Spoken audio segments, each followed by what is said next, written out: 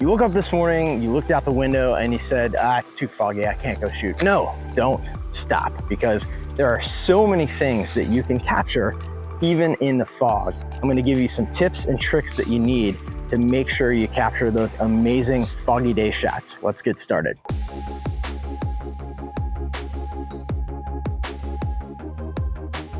So there's some challenges that come with shooting in the fog, not the least of which it's soupy. So how do you even focus your camera?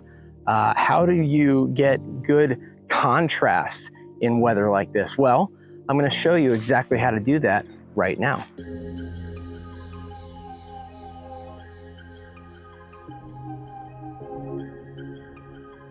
So I'm out here at Sheffield Cove, and this is the Audubon Society area, and it's a pretty foggy morning, as you can tell. I thought this was going to be a sunrise shot. I thought there was a chance that it could be foggy, and that's okay.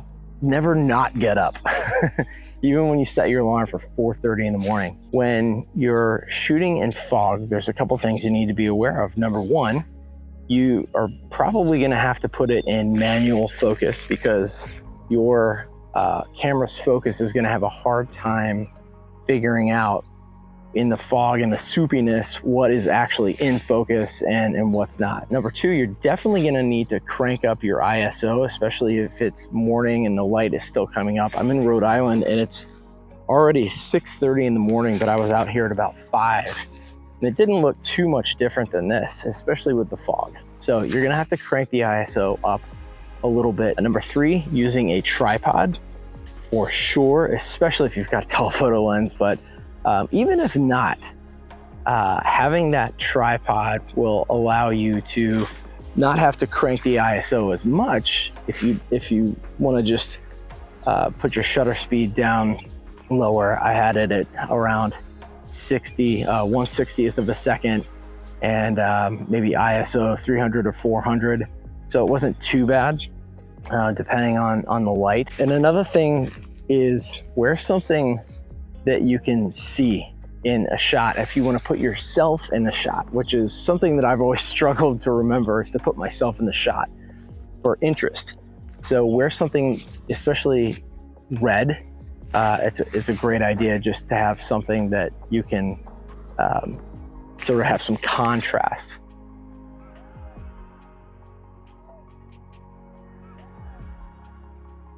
One thing to keep in mind is to put something of interest in your shot. So don't just take shots of things that are far away. Get something like this grass, or a shell, or a clump of seaweed or something like that, and put it in your shot to create more interest. Another thing that's super important to remember is, really anytime you're doing photography, but especially shooting in the fog when there's not as much definition, is to get down low to get different angles, because the things that are going to be closest to you have more contrast and are going to be more easily seen. So I've got this little stream of water that's going straight out into the fog, and if I get down low, I can actually get shots that have the foreground in it.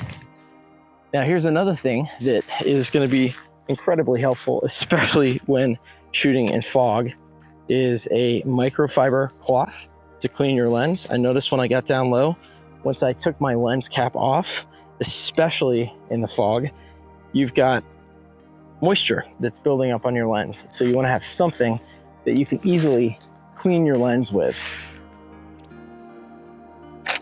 Much better. When you're shooting in foggy conditions, another really great thing to try is to use leading lines, especially on a place like this where I've got a very defined shoreline and the rest is just soup in the fog. So getting a shot where you have something going off maybe into one of the thirds of the rule of thirds grid that you can put on your camera, or just sort of know it from memory, using those lines to create interest and draw the viewer's attention through the frame. So actually the way that I have this shot set up for the video right now, you can see that it's going from left to right and it's drawing your eye through the frame.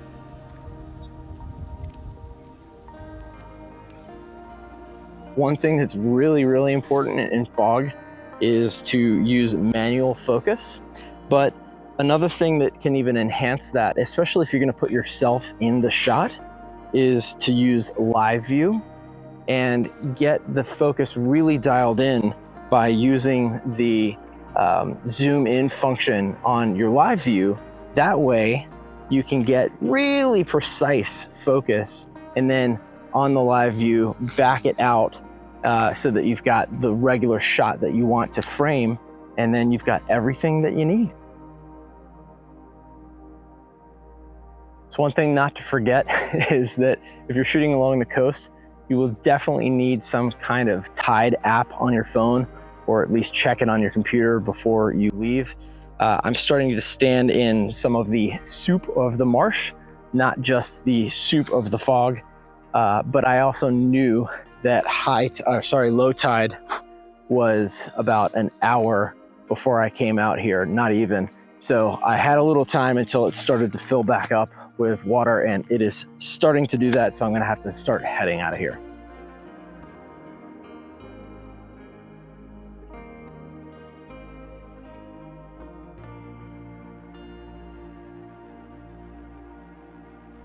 So if you want to learn how to compose better landscape shots, I've got a video right here for you to watch. So check that out right now. See you next time.